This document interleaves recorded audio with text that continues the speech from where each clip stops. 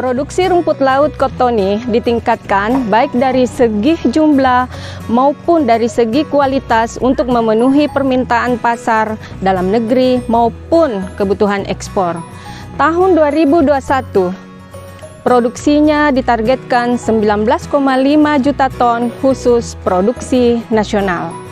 Untuk menunjang pencapaian target produksi tersebut, maka kegiatan budidaya harus disupport oleh ketersediaan bibit yang berkesinambungan dan berkualitas. Upaya-upaya dan teknik-teknik pembenihan rumput laut Kottoni yang selama ini telah dilakukan adalah pembenihan secara generatif atau spora, pembenihan secara vegetatif atau stek, bahkan pembenihan secara kultur jaringan dengan menggunakan embrio somatik juga telah banyak dilakukan.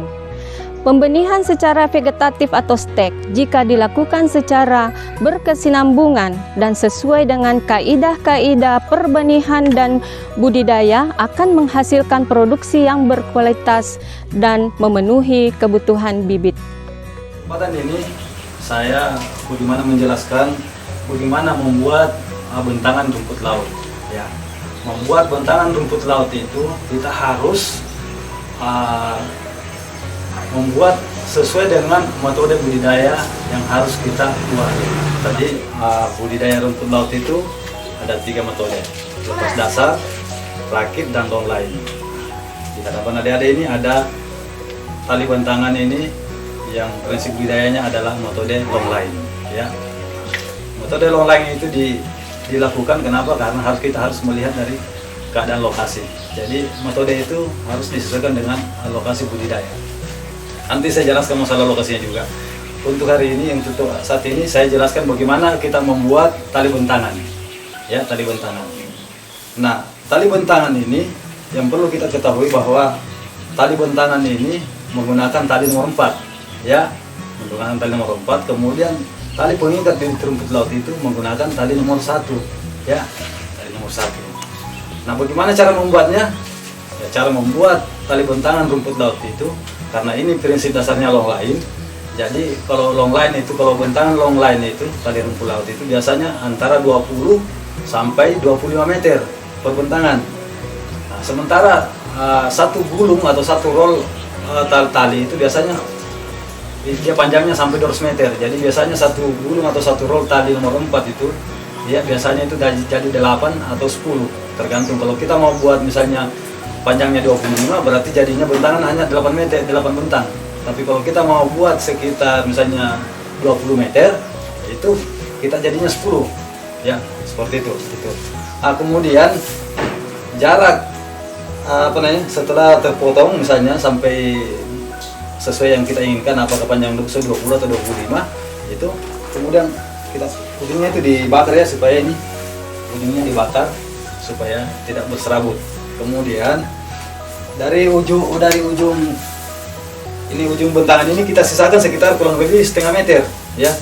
Sebenarnya ini kita sisakan ini, jadi tali bentangan ini sebelum kita mengikatkan tali pengikat rumput laut ini harus disisakan kurang lebih setengah meter. Kenapa harus disisakan? Karena ini tempat mengikat nanti menyimpul di tali pematang ya, tali induk seperti itu. Kemudian jarak antara tali pengikat bibit ini dengan ini tali rumput laut ini harus disesuaikan. Seperti mungkin dijelaskan tadi Pak Bahar bahwa untuk membuat misalnya tali bentangan ini untuk digunakan sebagai untuk bibit ya, jaraknya mungkin sekitar 20 sampai 25 cm jarak dari ini ya. Nah, kalau untuk pembesarannya mungkin 10 sampai 15 ya. 10 sampai 15. Jadi kita saja perkirakan kita mau buat apa ini. Kita mau ini bentangan ini kita mau jadikan media pembibitan atau kita mau jadikan media pembesaran. Ya, seperti itu. Kemudian kita simpulkan seperti ini. Nah, ini salah satu contoh ya tali bentangan. Ya, jadi ini ya. Nah, ini contoh tali bentangan yang nomor 1 pengikat ya. Nah, ini tadi yang sudah kita potong seperti ini. Kemudian bagaimana kita simpul? Ya, harus disimpul dulu ini baru di ini. Nah, cara menyimpulnya ini pertama ujung apa ini? Kedua ujungnya ini dipegang. Kemudian yang satu ini jadi tolong diperhatikan. Kemudian yang ini disangkutkan ke tali ujungnya ini, tali yang satunya. Kemudian ini ditarik ya, sehingga kemudian ditarik seperti ini. Kalau seperti ini, ini jadi ya, ini tidak lepas ya. Kalau kita simpul begini, biasanya kalau kita mau simpul begini biasanya lepas, mudah lepas. Jadi kita pakai simpul seperti ini. Nah, gimana cara memasang ini ke tali ini, tali bentanan ya seperti ini. Nah, ini ada alat, bisa kita pakai ini, bisa tidak. Ya kalau kita pakai yang ini diselipkan saja masuk ke sela tali itu, kemudian ini dimasukkan ke dalam seperti ini ya. Ya, kemudian ini ditarik seperti itu ya, ditarik seperti itu ya.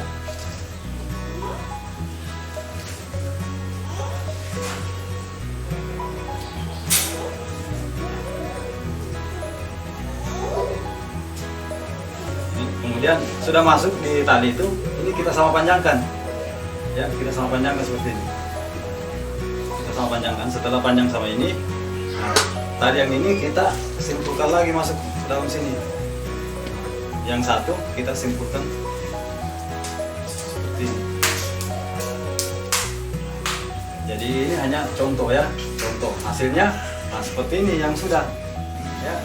Nah, kalau kita lihat ini yang sudah jadi, ini adalah tali bentanan untuk media pembesaran karena jaraknya 10 cm. Nah, kecuali kalau jaraknya sekitar 15 sampai 20, nah itu 20 sampai 25 itu untuk ini. Jadi itu yang tadi saya sampaikan, bagaimana cara membuat tali pengikat rumput laut untuk budidaya laut lain. Jadi sekiranya ada yang kurang dimengerti atau ada yang mau dipertanyakan tentang apa yang saya jelaskan, ya saya persilakan kalian untuk mau bertanya ya. Pertanyaan saya Pak, kenapa tali pengikatnya harus nomor 1, kenapa tidak nomor 3? Terima kasih atas pertanyaan adik-adik. Adik-adik kenapa mau bertanya kenapa pengikat rumput laut itu harus nomor 1, kenapa tidak nomor 3? Oke. Yang pertama mungkin kalau nomor 3 itu secara ekonomis mahal, meningkat biaya produksi. Kedua, secara teknis tali nomor 3 itu tidak layak digunakan untuk mengikat ya, mengikat. Kenapa? Karena yang pertama kita lihat saja tali bentangannya ini nomor 4. Kalau kita mau simpulkan nomor 3, gimana jadinya? Kemudian kalau nomor 3 itu susah mengingatnya, misalnya rumput lautnya itu kita mau simpul itu udah lepas ya, itu dia mengganggu laju pertumbuhan daripada rumput laut itu. Kenapa? Karena kita ketahui bahwa rumput laut itu tumbuh dan talus, sementara ya kalau tali nomor 3 itu ya dia bisa mengganggu ya. Yang kedua juga rumit ya, mungkin mudah lepas ya karena rumput lautnya kecil sementara talinya besar. Jadi memang secara kenapa tidak nomor 3 kita pakai ini, secara ekonomis lebih ekonomis yang ya kita ini. Yang kedua secara teknis tidak layak karena mengganggu. Mungkin itu. Atau masih ada yang lain? Ya, silakan. Saya Pak mau bertanya. Ya silakan. Baik, terima kasih atas kesempatannya. Langsung saja pertanyaan saya itu melihat yang ada di lapangan itu ada petani rumput laut yang menggunakan tali rapia atau tali nilon. Apa perbedaannya antara tali tersebut yang digunakan sekarang? Terima kasih. Oke, terima kasih. Itu pertanyaan yang bagus. Kenapa di lapangan kadang kita temui ada 2 pengikat bibit rumput laut yang ada di bentangan. Ada yang masih menggunakan tali rapia, ada yang menggunakan tali nilon. Nah, kalau untuk saat ini memang dulunya itu ada. Dulu pertama-tamanya budidaya rumput laut itu memang orang rata-rata pakai tali rapia. Tapi sekarang karena ada perkembangan teknologi, sekarang kita juga melihat dari sisi bagaimana pekerjaan ini menghasilkan bernilai ekonomis. Ya paling tidak di biaya operasional itu kita harus tekan, kurangi biaya-biaya itu. Perbedaannya ya sekarang tali rapia dengan tali nilon. Kalau tali rapia itu dia cara pengikatannya di ini agak sulit ya. Kemudian ketahanannya ya, ketahanan tali rapia itu masih lebih rendah dibanding dengan tali nilon. Kalau tali rapia itu ya kena matahari, sudah dipakai misalnya, kita sudah pakai misalnya siklus ini kita jemur, dia kena matahari, dia kadang rapuh ya. Jadi kalau tali rapia mungkin kita hanya bisa pakai mungkin 2 siklus sudah ganti lagi, tapi kalau tali nilon mungkin bisa 4 kali. Jadi artinya dari segi ini kualitasnya saja ini sudah bisa menekan biaya cost dari operasional ya, seperti itu. Proses pengikatannya lama, pengerjaannya untuk di bentangan, kemudian misalnya pada saat kita mau mengikat rumput laut itu susah karena kita simpul satu-satu. Nah kalau seperti tadi ini dia mudah, jadi dia mengurangi waktu pengerjaan.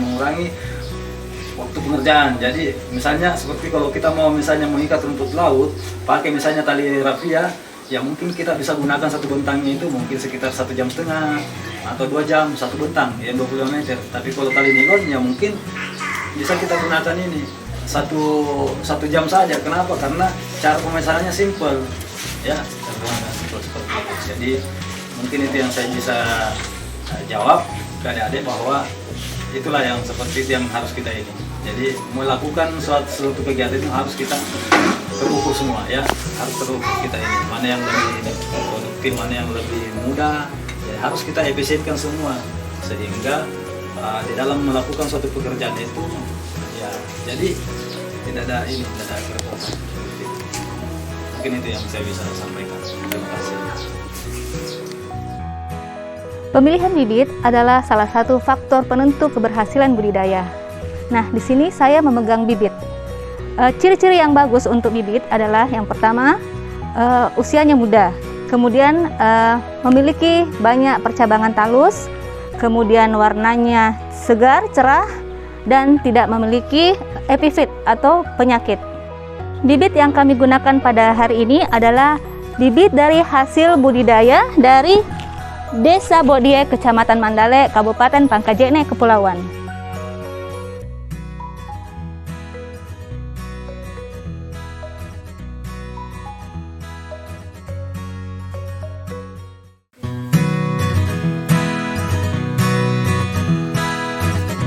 Oke, kegiatan pada pagi hari ini kita akan melakukan pengikatan rumput laut. Yang dilakukan adalah 2 macam.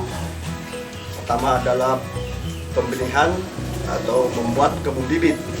Kalau kebun bibit, persiapan untuk bibit selanjutnya, potongan bibit itu 100 sampai 150 per titik atau per simpul.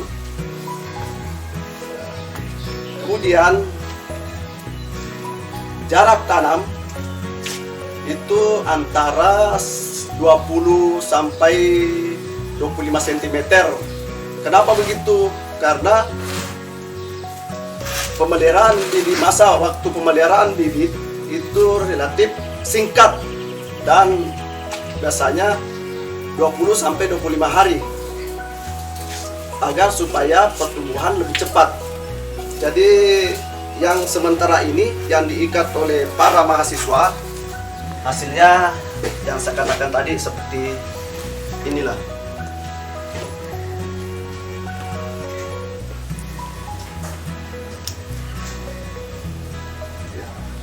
Itu sudah selesai pengikatan untuk persiapan kebun bibit.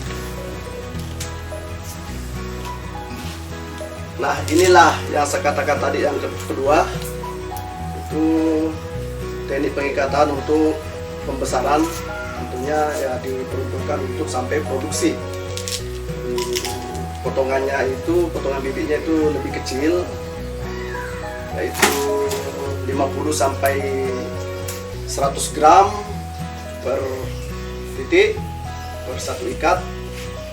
Kemudian jarak pengikatan antara pengikatan satu ke dua selanjutnya itu 10 sampai 15 karena potongan bibitnya lebih kecil agar lebih cepat saling bersentuhan. Nah, itu karena memang pemeliharaannya juga agak lama karena ada yang ingin didapatkan di situ adalah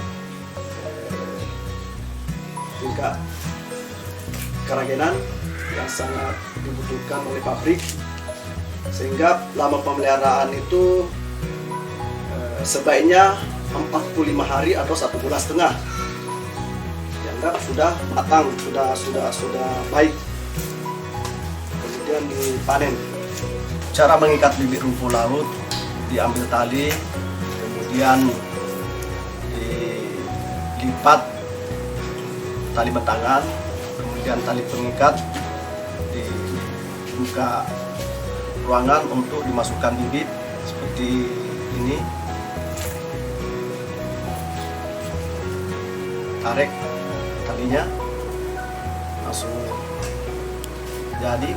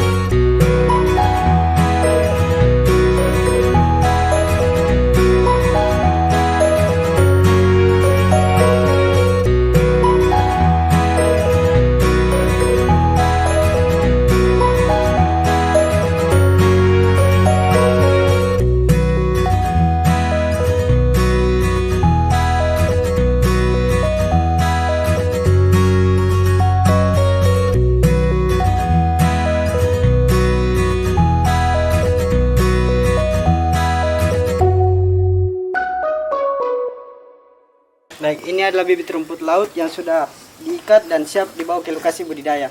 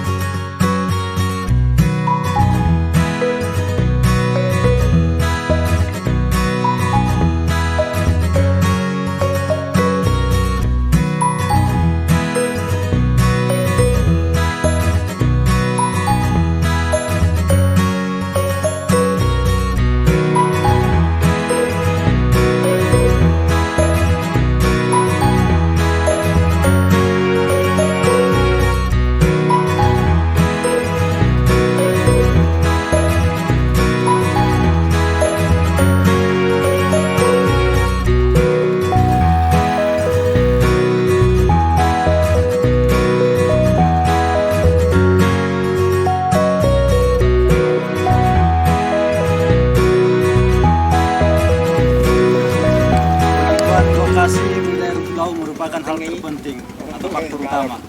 Ya. Adapun persyaratan lokasi untuk budidaya rumput laut itu, pertama terhindar dari jalur transportasi laut.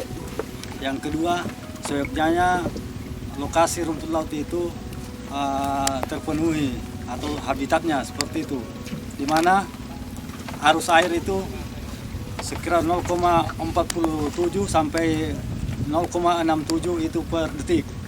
Kemudian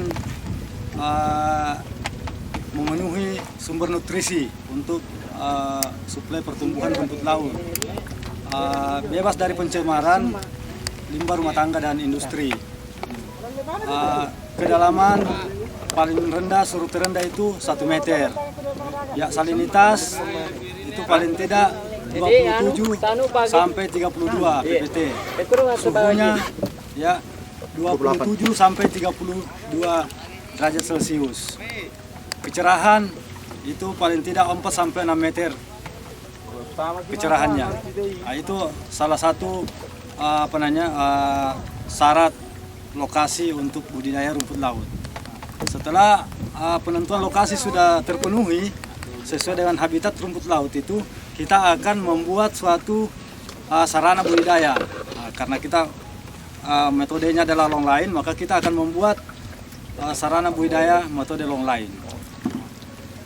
Alat dan bahan untuk membuat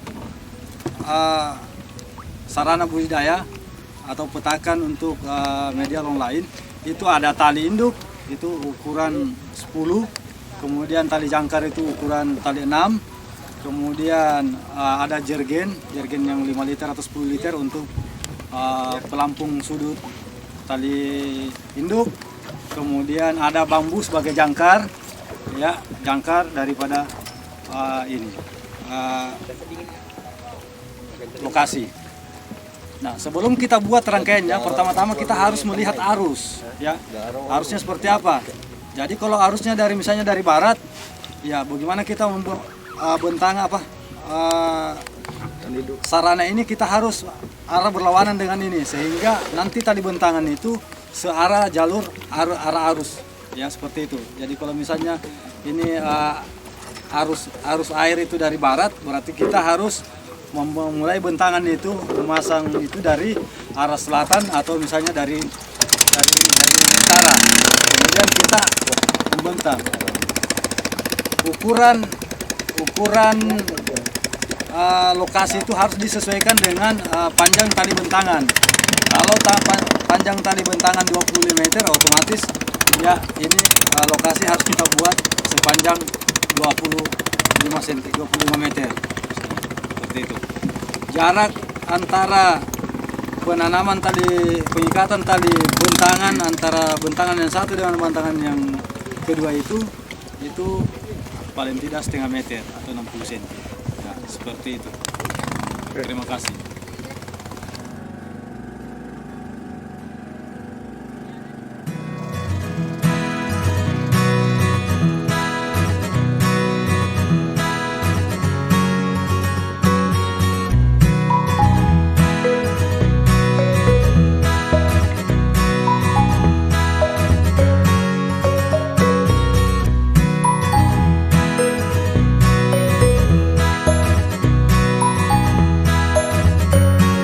Sekarang kegiatan selanjutnya kita memasang bentangan di tali induk.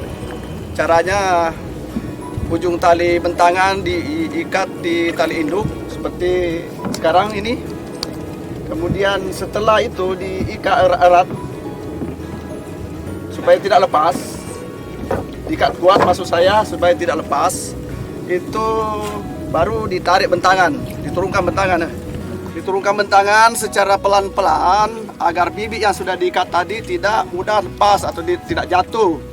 Karena ini baru diikat dan diturunkan karena gerakan ombak juga bisa membahayakan. Sekarang ini diturunkan bentangan secara pelan-pelan supaya teknik pembibitan menghasilkan dengan bagus. Ya, ikuti saja seperti ini. Sekarang ini kita hampir sampai di tali induk kedua. Pas kita sampai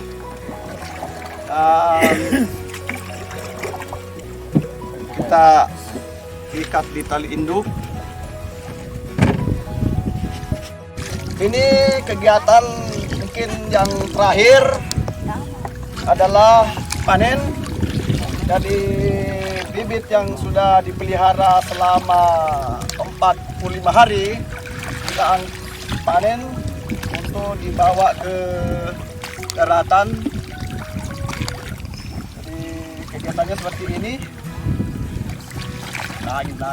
Ini semua rangkaian kegiatan yang merupakan kegiatan terakhir karena kita mau melakukan pasca panen.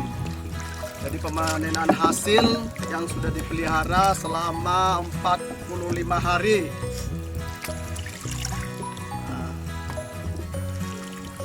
Nah, ini akan diteruskan sampai selesai penarikan bentangan di atas perahu. Setelah itu kita bawa ke para-para sebagai tempat penjemuran. Nah, sebelum itu dijemur kita harus melakukan pemisahan antara rumput laut dengan tali. Jadi dengan cara merontokkan, kita rontok itu rumput laut, baru dijemur. Itu penjemurannya itu kalau panas terik matahari, itu kita jemur sampai 3-4 hari untuk mencapai ukuran standar kadar 35% kadar air sebagai bahan baku untuk ekspor.